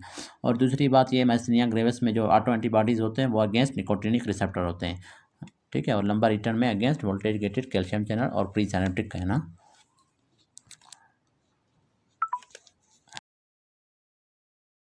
अच्छा, फिर है similarity between cardiac and skeletal muscle, वो है ट्रांसवर्स ट्रायक्शन। ये बार बार हमने पढ़ा हुआ, ये आपने याद रखना है। कार्डिक और स्केलेटल के दरमियान जो सिमिलरिटी है वो ट्रांसवर्स ट्रायक्शन है, और कार्डिक और स्मूथ मसल के दरमियान जो सिमिलरिटी होती है वो होता है मोनोन्यूक्लियोटाइड, दोनों कार्डिक भी स्मूथ भी। लेकिन स्केलेटल मसल क्या होता है, मल्टी न्यूक्लियोटाइड होता है। अ गर्ल होल्डिंग 3 बुक्स है, 4th book added upon causing falling of books, reflex involved is, इसको कहते हैं इन्वर्स स्ट्रेच रिफ्लेक्स। अब एक लड़की है, उसने 3 बुक्स उठाए हुए हैं, इस तरह से बाजू फ्लेक्स किया हुआ है, और चौथा बुक जब हमने रख दिया उसके ऊपर तो क्या हो गया, उससे बुक गिर गए। अब जब बुक गिर गए, ये क्या था, एक रिफ्लेक्स की वजह से गिर गया, मतलब उसका हाथ क्या है, स्ट्रेच हो गया, एक्सटेंड हो गया, तो इसको कहते हैं इन्वर्स स्ट्रेच रिफ्लेक्स। अब पहले स्ट्रेच को समझेंगे, फिर आपको इन्वर्स स्ट्रेच रिफ्लेक्स समझ आएगी। स्ट्रेच क्या है, जैसे हम लोग क्या करते थे, वो सुपरफिशियल वो जो बाइसेप रिफ्लेक्स, जिनको हम लोग कह रहे थे बाइसेप रिफ्लेक्स था, ट्राइसेप रिफ्लेक्स था, तो वो जो रिफ्लेक्स थे उनमें हम लोग हैमर मार रहे थे, कहाँ पे, ये मसल था, मसल के टेंडन के ऊपर, ये मसल का टेंडन है ना, ये मसल है और ये उसका लास्ट एंड है, ये टेंडन है। टेंडन के ऊपर जब हम हैमर मारते थे तो ये टेंडन क्या होता था, स्ट्रेच होता था ज़्यादा। अब जब ज़्यादा स्ट्रेच हो रहा है तो फिर क्या है, मसल के रप्चर होने के चांसेस होते हैं। इस वजह से फिर हमारे बॉडी में क्या था, एक रिफ्लेक्स होता है, हमारी बॉडी एक रिफ्लेक्स शो करता था, क्या करता था, जल्दी से मसल को वापस ओवर स्ट्रेचिंग से प्रिवेंट करता था, रिफ्लेक्स करवा देता था। हमारे बाइसेप क्या करते थे, इस तरह से रिफ्लेक्स हो जाते थे, तो उसको फिर हम नाम दे रहे थे स्ट्रेच रिफ्लेक्स, कि ओवर स्ट्रेचिंग के जब हमारे मसल या उसका टेंडन जब स्ट्रेच हो रहा था तो फिर बहुत ज़्यादा स्ट्रेच से बचाने के लिए, बहुत ज़्यादा अगर स्ट्रेच होता है तो सेल रप्चर होते हैं, मसल रप्चर होते हैं, तो बहुत ज़्यादा स्ट्रेच को प्रिवेंट करने के लिए क्या है, मसल रिफ्लेक्स हुए हैं। तो मतलब स्ट्रेच होने की वजह से फिर क्या है, मसल रिफ्लेक्स, मसल की फ्लेक्शन हुई है, इसको नाम देते हैं स्ट्रेच रिफ्लेक्स।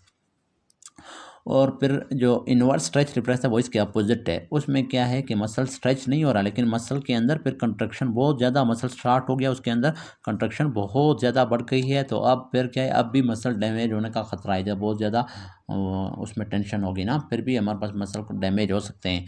तो उस डैमेज, पहले 3 किताबें थी उसने फ्लेक्स किए हुए थे ना, आर्म ये 4R, तो 3 किताबें रखी हुई थी, चलो उसके मसल के अंदर टेंशन थी, लेकिन क्या है वो उसको बियर कर पा रहा था, बर्दाश्त कर पा रहा था। लेकिन जब चौथा बुक रख दिया तो अब उसके जो मसल हैं वो इस चीज़ को बर्दाश्त नहीं कर पाया, या उनको डैमेज का खतरा बहुत ज़्यादा बढ़ गया है। तो इस वजह से हमारी बॉडी क्या करेगा, जल्दी से क्या करेगा, हाथ को एक्सटेंड कर देगा और बुक्स उसके हाथ से गिर जाएंगे, तो हाथ एक्सटेंड हो जाएगा और मसल की जो टेंशन है वो क्या ख़त्म हो जाएगी और मसल डैमेज से बच जाएंगे। अब वो ये खुद ब खुद हुआ, ये भी एक रिफ्लेक्स है ना, उसने जानबूझ के नहीं गिरा है। अब ये जो रिफ्लेक्स होता है, मतलब हाथ एक्सटेंड हो गए, बहुत ज़्यादा टेंशन या कंट्रक्शन ऑफ मसल की वजह से हमारे 4 आर्म क्या एक्सटेंड हो गए ना, तो ये इसको फिर ये अभी स्ट्रेच रिफ्लेक्स के अपोजिट है ना, इस वजह से इसको हम नाम दे रहे हैं इनवर्स स्ट्रेच रिफ्लेक्स है। और ये कौन करवाता है, गोल्गी टेंडन आर्गन करवाता है। होप आप लोगों को ये बात समझ आ गई होगी, अगर नहीं आई फिर आप कमेंट्स में पूछ लेना। Which are the following is true है, nucleolus helps in the formation of ribosomal RNA, ये सिंपल सी बात है, 7th 8th की बातें। Similarity between cardiac and smooth muscle क्या होता है, मोनोन्यूक्लियोटाइड। कार्डिक और स्मूथ मसल दोनों, उनमें एक न्यूक्लियस होता है, mono means one, nucleotide mononucleated, और जो स्केलेटल मसल होते हैं वो पॉली या मल्टी न्यूक्लिएटेड होता है। अच्छा, फिर कार्डिक और स्केलेटल मसल में जो सिमिलरिटी थी वो ये थी कि दोनों में ट्रांसवर्स स्ट्राइएशंस थे और स्मूथ में नहीं है। आरपीई क्या है, रेटिनल पिगमेंट एपिथेलियम है एंड सेंसरी रेटिना। अब हमने पढ़ा था रेटिना के 10 लेयर है, उसका जो सबसे आउटर लेयर है उसको हम नाम दे रहे होते हैं क्या नाम है, रेटिनल पिगमेंट एपिथेलियम, और उसके पीछे वाले जितने भी 9 लेयर्स हैं उनका हम नाम दे रहे होते हैं सेंसरी या न्यूरल रेटिना। अब ये दोनों जो होते हैं, सेंसरी रेटिना और रेटिनल पिगमेंट, ये दोनों आपस में जुड़े हुए होते हैं, किस चीज़ के ज़रिए, कनेक्टेड होते हैं ग्लाइकोज अमाइनो ग्लाइकेंस के ज़रिए, क्योंकि ये हमारे पास पॉलीसेक्राइड्स होते हैं ना, ये आप लोगों ने पढ़े होंगे, लेकिन पॉलीसेक्राइड्स नहीं है, उनके साथ अमाइनो एसिड्स और पेप्टाइड्स वगैरह भी मिले होते हैं, हेटेरो पॉलीसेक्राइड्स इनको क्या रहते हैं, ये आपने बायोकेम में पढ़े होंगे 2nd ईयर 3rd ईयर में। फर्स्ट ईयर 2nd ईयर में। ट्रू रिगार्डिंग स्मूथ मसल क्या है, दे आर मोनोन्यूक्लियोटाइड है, स्मूथ मसल मोनोन्यूक्लियोटाइड है, कार्डिक मसल भी मोनोन्यूक्लियोटाइड है, लेकिन जो स्केलेटल मसल होते हैं पॉली। अब ये जो डायग्राम है ये बहुत इंपॉर्टेंट है, इससे एमसीक्यू आ सकते हैं, इसमें डिफरेंसेस और सिमिलरिटीज़ बताए हुए हैं स्केलेटल, कार्डिक और स्मूथ मसल के, ये आपने पढ़ना है अच्छी तरीके से और बार बार पढ़ना है। कार्डिक और स्केलेटल मसल दोनों स्ट्राइटेड है, इस वजह से इनको स्ट्राइटेड मसल कह सकते हैं, लेकिन ये जो है स्मूथ मसल नॉन स्ट्राइटेड है। इंटरकैलेटेड डिस्क सिर्फ कार्डिक मसल में होता है, बाकियों में नहीं होता। वॉलंट्री हमारे पास सिर्फ स्केलेटल होते हैं, ये दोनों इनवॉलंट्री। अच्छा, यहाँ पर इन लोगों ने गलत लिखा हुआ है, ये भी इनवॉलंट्री होते हैं। स्मूथ मसल हमारे कंट्रोल में थोड़ी होते हैं, हमारी मर्जी से तो कंट्रैक्ट नहीं हो रहे ना। अच्छा, फिर है मल्टी न्यूक्लियोटाइड सिर्फ स्केलेटल मसल है, और ट्रोपोनिन बाइंड टू कैल्शियम में स्केलेटल में, और कार्डिक मसल में ट्रोपोनिन किसके साथ बाइंड होता है, कैल्शियम के साथ, और स्मूथ मसल में फिर ट्रोपोनिन नहीं होता। तो ये एक सिमिलरिटी है कार्डिक और स्केलेटल में, के दोनों में ट्रोपोनिन होता है। दूसरी सिमिलरिटी ये है कि इन दोनों में स्ट्राइशंस होते हैं। तीसरी अच्छा, ये सिमिलरिटीज़ हो गई। डिफरेंस पर ये मल्टी है, ये मोनोन्यूक्लियोटाइड है, ये इसमें इंटरकैलेटेड डिस्क नहीं है, इसमें इंटरकैलेटेड डिस्क है। इस तरह से आपने याद रखना है कि इनमें सिमिलरिटीज़ और डिफरेंस क्या है। अब टी ट्यूब्यूल्स यहाँ पर भी होते हैं, टी ट्यूब्यूल्स यहाँ पर भी होते हैं, लेकिन यहाँ पर टी ट्यूब्यूल नहीं होते हैं। अब ये यहाँ पर कार्बोनिलिन होता है, इन दोनों में नहीं होता, तो ये डिफरेंस है स्मूथ मसल का कार्डिक से और स्केलेटल मसल से। फिर surface membrane lakhs calcium channel, इसके सरफेस मेम्ब्रेन पे कैल्शियम चैनल नहीं होता स्केलेटल में, लेकिन जो कार्डिक मसल होते हैं और स्मूथ मसल होते हैं उनमें कैल्शियम चैनल होते हैं वोल्टेज, और वो भी सरफेस के ऊपर। फिर आगे हमारे पास है which of the following decreases, इनमें से कौन सा डिक्रीज करेगा न्यूरोनल एक्साइटेबिलिटी को इन आरएमपी। अच्छा, कल मैंने आपको समझाया था, लेकिन इसमें एक बात आप याद रखें, एक होता है अगर आरएमपी का जिक्र नहीं होता, आरएमपी का मतलब रेस्टिंग मेम्ब्रेन पोटेंशियल कहता हूँ, कहते हैं न्यूरोनल एक्साइटेबिलिटी को इंक्रीज कौन करता है, जब कैल्शियम बहुत ज़्यादा होता है, हाइपर कैल्सीमिया। लेकिन यहाँ पर इन लोगों ने रेस्टिंग मेम्ब्रेन पोटेंशियल का जिक्र किया है, तो ये अभी मैं आपको समझाता हूँ, यहाँ पर डायग्राम से आपको समझा देता हूँ कि किस तरह से। अब देखें, फॉर एग्जांपल ये हमारे पास क्या है, एक सेल है, ये एक सेल है। अब इस सेल के अंदर हमारे पास क्या होते हैं, यहाँ पर सोडियम चैनल होते हैं। अब इसका रेस्टिंग मेम्ब्रेन पोटेंशियल -90 है, यहाँ पर इसके अंदर पोटेशियम चैनल भी होते हैं कुछ। अब ये थोड़ा बहुत सोडियम जब इंटर हो रहा होता है और कभी कभार थोड़ा बहुत पोटाशियम भी, हालांकि पोटाशियम अंदर ज़्यादा होता है तो अगर बाहर थोड़ा ज़्यादा हो गया तो वो भी इंटर हो सकता है। जब ये इंटर हो रहे होते हैं तो -90 से जा रहा होता है सेल का पोटेंशियल -80 फिर -70 तक जब चला जाता है, इसको हम कहते हैं थ्रेशोल्ड पोटेंशियल। फिर क्या होता है, voltage gated sodium channel open होंगे, बहुत ज़्यादा सोडियम अंदर जाएगा तेज़ी से और यहाँ पर पोटेंशियल बढ़ता बढ़ता +10 तक जाएगा। माइनस से मतलब माइनस नेगेटिविटी कम होती जाएगी, पॉजिटिविटी की तरफ जाएगा, तो इसको हम कहते हैं डीपोलराइजेशन। और फिर उसके बाद फिर वापस रीपोलराइजेशन होगा, वो आपको सारा पता है। तो अब बताने का ये मकसद है कि यहाँ पर सोडियम चैनल भी होते हैं, कुछ पोटाशियम चैनल भी है, लेकिन नॉर्मली पोटाशियम चैनल क्या है ठीक से उनमें से हमारे पास क्या है पोटाशियम अंदर नहीं आ रहा होता, क्योंकि पोटाशियम ऑलरेडी आपको पता है अंदर ज़्यादा होता है।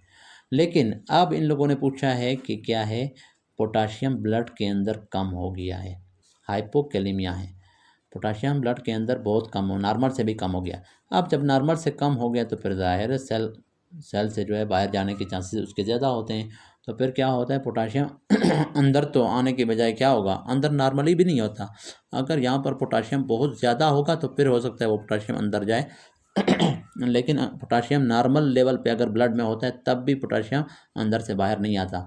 लेकिन अगर पोटाशियम कम हो गया ब्लड में तो अब क्या है, अब पोटाशियम के बाहर आने के चांसेस ज़्यादा होते हैं, तो वो इन पोटाशियम चैनल से बाहर निकल के ब्लड में आएगा।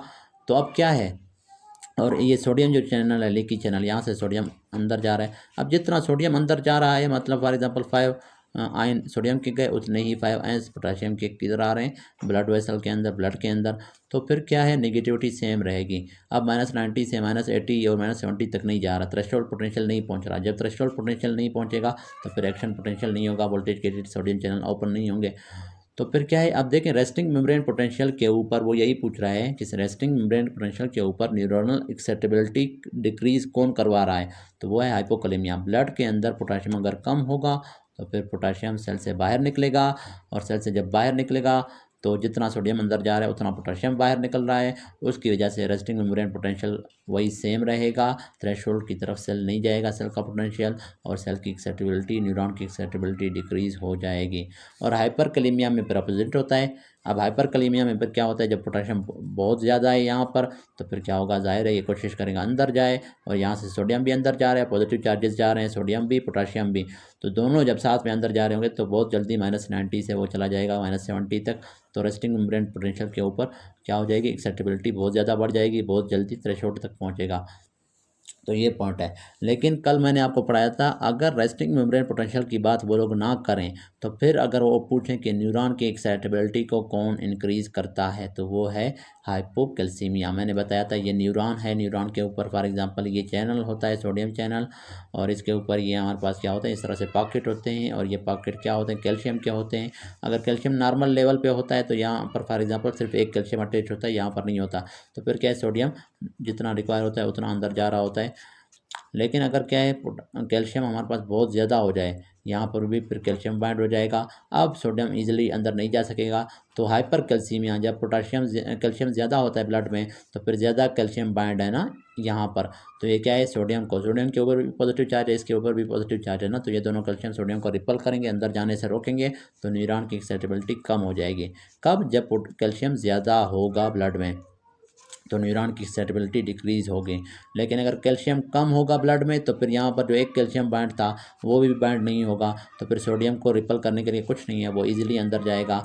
तो कैल्शियम हाइपोकैल्सीमिया में क्या होता है, न्यूरॉन की एक्साइटेबिलिटी बढ़ जाती है, और हाइपर कैल्सीमिया में न्यूरॉन की एक्साइटेबिलिटी डिक्रीज हो जाती है। लेकिन अगर वो हाइपो या हाइपर एक्साइटेबिलिटी की बात करें और रेस्टिंग मेम्ब्रेन पोटेंशियल की भी बात करें तो फिर आपने क्या है, हाइपोकैलेमिया और हाइपरकैलेमिया करेक्ट करना है। लेकिन हाइपो और हाइपरकैलेमिया में इनके अपोजिट होता है, यहाँ पर जब कैल्शियम कम हो रहा है तब न्यूरॉन की एक्साइटेबिलिटी इंक्रीज हो रही है। वहाँ पर क्या था, वहाँ पर जब पोटाशियम बढ़ेगा तो न्यूरॉन की एक्साइटेबिलिटी बढ़ेगा। वहाँ पर सेम डायरेक्शन में, जितना पोटाशियम बढ़ रहा है उतना एक्साइटेबिलिटी बढ़ रहा है, जितना पोटाशियम कम हो रहा है उतना एक्साइटेबिलिटी कम हो रहा है। यहाँ पर अपोजिट है, कैल्शियम कम हो रहा है तो एक्साइटेबिलिटी बढ़ रही है, और कैल्शियम ज़्यादा हो रहा है तो एक्साइटेबिलिटी कम हो रही है। तो ये आपको समझ आ गई होंगी कि कल भी मैंने आपको समझाए थे, लेकिन ये बात मैंने आपको नहीं समझाई थी कि अगर उन्होंने रेस्टिंग मेम्ब्रेन पोटेंशियल की बात की तो आपने पोटेशियम हाइपो और हाइपरकैलेमिया की बात करेंगे। अगर एक्साइटेबिलिटी इंक्रीज हो रहा है तो इसका मतलब हाइपरकैलेमिया है, अगर कम हो रहा है तो इसका मतलब हाइपोकैलेमिया है। तो ये इंक्रीज एक्साइटेबिलिटी आरएमपी के दौरान वो हाइपरकैलेमिया की वजह से होता है। A person took some medicine after which he developed high grade fever, tachycardia and muscle fatigue which receptors are ions are involved. अब ये सेरोटोनिन सिंड्रोम है। सेरोटोनिन सिंड्रोम में क्या होता है, मसल रिजिडिटी होती है, कैल्शियम और सार्कोप्लाज्मा कैल्शियम के कौन से रेनोडाइन रिसेप्टर्स जो होते हैं उनकी वजह से फिर ये रिजिडिटी हो रही होती है मसल के अंदर, और इसमें हमारे पास और भी बहुत सारे सिम्टम्स होते हैं। हीट इंक्रीज हो जाएगा, टेम्परेचर बॉडी का बढ़ जाएगा। अच्छा, न्यूरोलेप्टिक सिंड्रोम में भी इसी तरह से हो सकता है। Which intracellular junction is like a spark weld between two cell, दो सेल के दरमियान जो वेल्डिंग कौन करवा रहा है या सीमेंट की तरह कौन काम कर रहा होता है डेस्मोसोम। दो सेल को आपस में कौन मिलाता है, डेस्मोसोम। अगर वो बात करें दो एपिथेलियल सेल को कौन आपस में मिलाता है और प्रिवेंट करता है फ्लो ऑफ सब्सटेंसेस, तो वो हमारे पास टाइट जंक्शन फिर आपने लगाना है। फिर है which of the following is responsible for actin and myosin bridges के लिए कौन सा रिस्पॉन्सिबल है, वो है कैल्शियम। एक्टिन और मायोसिन ब्रिजेस बना होता है। फिर है a weight lifter was lifting weight in a competition, suddenly his arm gave up and he dropped the weight. ये वही बात है जो अभी थोड़ी देर पहले मैंने बताया था कि इन्वर्स स्ट्रेच रिफ्लेक्स है, और ये किस वजह से हो रहा है, गोल्गी टेंडन ऑर्गन्स की वजह से हो रहा है। और alcohol detoxification occurs through peroxisome की, लेकिन अगर नॉर्मल डोज है, अगर वो कहें alcohol detoxification at toxic dosage तो वो smooth endoplasmic reticulum. Hyper accessibility of neuron due to deficiency of which of the following. अब ये देखें यहाँ पर पोटेशियम की बात नहीं करेंगे, अब कह रहे हैं कि न्यूरॉन हाइपर एक्साइटेबल है, लेकिन एक चीज़ है जो डिफिशिएंट है उसकी वजह से हाइपर एक्साइटेबिलिटी है, तो ये कैल्शियम होगा।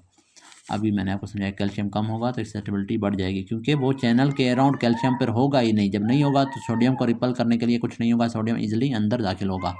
ये देखें कैल्शियम गार्ड करेगा, सॉरी, कैल्शियम सोडियम चैनल को क्या कर रहा है, गार्ड कर रहा है। अब सोडियम चैनल के गार्ड कर रहा है मतलब उसके अराउंड प्रेजेंट होता है। अगर कैल्शियम कम है तो फिर हमारे पास वहाँ पर कैल्शियम नहीं होगा। ब्लड में कैल्शियम कम है तो इसका मतलब वहाँ पर गार्डिंग कम है, वहाँ पर चैनल के अराउंड कैल्शियम नहीं है, तो फिर सोडियम ईजिली इंटर होगा सेल में और एक्साइटेबिलिटी होगी। एक्शन पोटेंशियल ट्रांसफर होते हैं from one cell to another, वो किसके थ्रू होते हैं, गैप जंक्शन के थ्रू। ये हमारे पास कार्डिक मसल में स्पेशली गैप जंक्शन का बहुत बड़ा रोल होता है, और स्मूथ में भी होते हैं। Clearance of defective protein is the function of proteasome, जो कि डिफेक्टिव प्रोटीन को, एबनॉर्मल प्रोटीन को। रिगर मॉर्टिस क्या था, वही रिजिडिटी जो होती है डेथ के बाद है। वो क्यों होता है, क्योंकि डिक्रीज एटीपी होता है, और एटीपी क्या कर रहा था, एक्टिन और मायोसिन ब्रिज जो बने थे उनको तोड़ कौन कर रहा था, एटीपी। अब इसमें क्या है, एटीपी जब नहीं होगा, बंदा मर गया है, तो फिर क्या है, वो क्रॉस ब्रिजेज नहीं टूटेंगे, तो रिगर मॉर्टिस होगी, बॉडी स्टिफ होगी, रिजिडिटी होगी, उसको कहते हैं रिगर मॉर्टिस। ये सारा वही एक्सप्लेन किया हुआ है। फिर आगे है when which of the following cell has no nucleus है, आरबीसी है, सिंपल है। If drug is absorbed by simple diffusion through, तो इसको लिपिड सॉल्युबल जो चीज़ होगा वो सिंपल डिफ्यूजन के थ्रू, जैसे हमारे पास ऑक्सीजन गैसेज वगैरह होते हैं। अच्छा, और कैरियर जो होते हैं फैसिलिटेटेड डिफ्यूजन। एनर्जी जब रिक्वायर होती है एक्टिव ट्रांसपोर्ट में। फैट सॉल्युबल चीज़ें क्या होती है, हाइड्रोफोबिक सब्सटेंस भी उनको कहते हैं, वो सिंपल डिफ्यूजन के थ्रू, जैसे आप ऑक्सीजन गैस है, कार्बन डाइऑक्साइड गैस है, और इसके अलावा स्टीरॉयड हार्मोन है। Cross bridges in skeletal muscle are formed by alcohol भी हमारे पास ये सिंपल डिफ्यूजन के थ्रू जा सकता है। क्रॉस ब्रिजेस स्केलेटल मसल के अंदर जो बनते हैं वो किस चीज़ की वजह से बन रहे होते हैं, मायोसिन की वजह से। अच्छा, फीचर ऑफ ग्लाइकोकैलिक्स क्या होता है कि इसमें ग्लूकोज प्रेजेंट होता है। ग्लाइकोकैलिक्स असल में है क्या, ग्लाइकोप्रोटीन है जो कि सेल मेम्ब्रेन के ऊपर प्रेजेंट होता है, जो कि एंटीजन के तौर पर भी फंक्शन करता है, और सेल टू सेल एडिशन और रिकग्निशन वगैरह के लिए इस्तेमाल होता है। लॉन्गेस्ट फेज जो होता है सेल साइकिल का वो G1 है, दूसरा जो फेज होता है एस फेज होता है, और G2 थर्ड फेज होता है। मतलब उसी सीक्वेंस में पहला फेज जो है सबसे लॉन्गेस्ट है, दूसरा फेज उससे थोड़ा कम है, तीसरा उससे थोड़ा कम है, चौथा उससे सबसे कम है। तो G1 phase longest phase 8 to 10 है। फिर एस फेज है सिंथेटिक फेज, इसमें DNA बन रहे होते हैं, रेप्लिकेट होते हैं, 5 to 6 आ रहा है। फिर G2 फेज है 3 to 4 आ रहा है। फिर M फेज है शॉर्टेस्ट है 2 आ रहा है। ये आपने याद रखने हैं, इनसे MCQ आते हैं बहुत सारे। साइंटिस्ट G1 का पूरा मतलब है ग्रोथ 1, एस का मतलब सिंथेटिक, G2 का मतलब है ग्रोथ 2, M का मतलब माइटोटिक फेज जिसमें माइटोसिस कंप्लीट हो जाती है, या मियोसिस।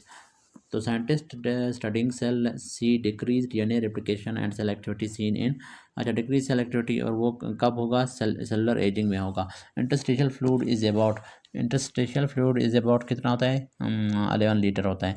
अब देखें, टोटल बॉडी फ्लूइड 42 लीटर था, उसमें 2/3 जो था मतलब 28 लीटर इंट्रा सेलुलर था, और 1/3 जो था 14 लीटर वो एक्स्ट्रा सेलुलर था। अब एक्स्ट्रा सेलुलर में फिर प्लाज्मा था और इंटरस्टिशियल फ्लूइड था, तो 11 लीटर या 10.5 लीटर इंटरस्टिशियल था, और प्लाज्मा 3 से 3.5 लीटर तक होता है। सार्कोमेयर क्या था? Present between which of the following two Z line, बार बार पढ़ रहे हैं। Which adhesion belongs to CAM family? CAM का मतलब cell adhesion molecule, responsible for adhesion during embryonic development. Embryo के दौरान सेल आपस में एडिजन जुड़े हुए होते हैं, और बाद में भी जब फीटस प्रोड्यूस हो जाता है, जब बेबी होते हैं, जब तो एडल्ट्स होते हैं, सब में हमारे पास सेल एडिजन मॉलिक्यूल्स होते हैं। अब वो पूछ रहा है कि एम्ब्रियोनिक डेवलपमेंट में कौन सा हमारे पास वो होता है, तो वो है बी, कैडहेरिन। कैडहेरिन क्या होते हैं? सेल एडिजन मॉलिक्यूल होते हैं, एम्ब्रियोनिक डेवलपमेंट में उनका बहुत अच्छा रोल होता है। ये सारा वही एक्सप्लेनेशन है। कैरेक्टरिस्टिक फीचर ऑफ मेटासिस क्या होता है? मेटास्टेसिस क्या होता है कि उसमें डाउन रेगुलेशन ऑफ ई कैडहेरिन। ई कैडहेरिन जब सेल के ई कैडहेरिन अगर डिस्ट्रॉय हो जाएं, उनकी डाउन रेगुलेशन हो जाए, तो फिर क्या होता है? मेटास्टेसिस होता है। मतलब ट्यूमर सेल्स क्या है? मेटास्टेसाइज करेंगे, ब्लड की तरफ जाएंगे, फार अवे फ्रॉम दी अपने जो ओरिजिनल साइड से वो ट्यूमर क्या करेगा? फार अवे बॉडी के डिफरेंट दूर के जो बॉडी टिश्यूज हैं वहाँ तक जाएगा। तो उसकी वजह क्या है? ई कैडहेरिन की डाउन रेगुलेशन हो गई। ई कैडहेरिन क्या थे? एडिजन मॉलिक्यूल्स थे। एडिजन मॉलिक्यूल्स मतलब ये सेल्स को आपस में, ये फॉर एग्जांपल एक सेल है, ये दूसरा सेल है, इन सेल्स के दरमियान फॉर एग्जांपल समझे क्या, एक गम स्टिक है, गम है जिसने जोड़ा हुआ है दो सेल्स को, वो क्या है? ई कैडहेरिन है। अब ई कैडहेरिन अगर लॉस हो जाए, ये एडिजन मॉलिक्यूल अगर लॉस हो जाए, तो फिर क्या है? असल में ये ई कैडहेरिन यहाँ पे नहीं होता, यहाँ पर तो डेस्मोसोम वगैरह होते हैं ना। बेसमेंट मेम्ब्रेन के साथ सेल को किसने कनेक्ट किए कौन एडीज करवा रहा होता है? यहाँ पर कुछ अब मुख्तलिफ़ किस्म के सेल एडिजन मालिक्यूल होते हैं, कुछ इनको बेसमेंट मेम्ब्रेन से, कुछ सेल्स को आपस में। तो ये अगर डिस्ट्रॉय हो जाए ई कैडहेरिन, तो फिर क्या होगा? ये सेल जो है, ये वाला जो सेल है, ये इस सेल से, और बेसमेंट ये वाला सेल, ये तो ये दोनों सेल बेसमेंट मेम्ब्रेन से भी और आपस में एक दूसरे से भी जुदा हो जाएंगे, और फिर इजीली दूर तक जा सकेंगे। फिर है कैरेक्टरिस्टिक फीचर ऑफ मेटास्टेसिस क्या है? वही है down regulation of E cadherin, ये मैंने समझा दिया। Cell producing granulomatous and fibrous tissue क्या है? फाइब्रोब्लास्ट है। विच वन इज फैगोसाइटिक व मेसेंजियल सेल? मेसेंजियल सेल असल में एक मैक्रोफेज है जो कि किडनीज में आ जाता है, किडनी के मेसेंजियम में प्रेजेंट होता है, और ये फैगोसाइटोसिस करता है जैसे मैक्रोफेजिस करते हैं। अच्छा, कैरेक्टरिस्टिक फीचर ऑफ प्लेटलेट्स क्या होता है? प्लेटलेट का करेक्टरिस्टिक फीचर क्या होता है? Aggregated when bound to collagen fibre. Collagen fibre के साथ जब बाउंड करेगा तो इसकी एग्रीगेशन स्टार्ट हो जाती है प्लेटलेट्स की। Diffusion of gas is directly proportional to available surface area. अच्छा, आज यहीं तक काफ़ी है, ये लेक्चर बहुत लेंथी हो गया, कुछ समझ नहीं आया तो आप पूछ सकते हैं कमेंट में। कल हम लोग इस सेल फिजियोलॉजी को कंप्लीट करेंगे, उसके बाद नेक्स्ट लेक्चर टॉपिक स्टार्ट करेंगे, नेक्स्ट चैप्टर स्टार्ट करेंगे। तो इसके बाद आप लोगों को जो सा चैप्टर वीक लगता है, जिस चैप्टर के लिए मैं आप लेक्चर देखना चाहते हैं, तो आपका कमेंट्स में बताएं, फिर मैं इंशाल्लाह उसी पे लेक्चर बनाऊंगा। Thank you.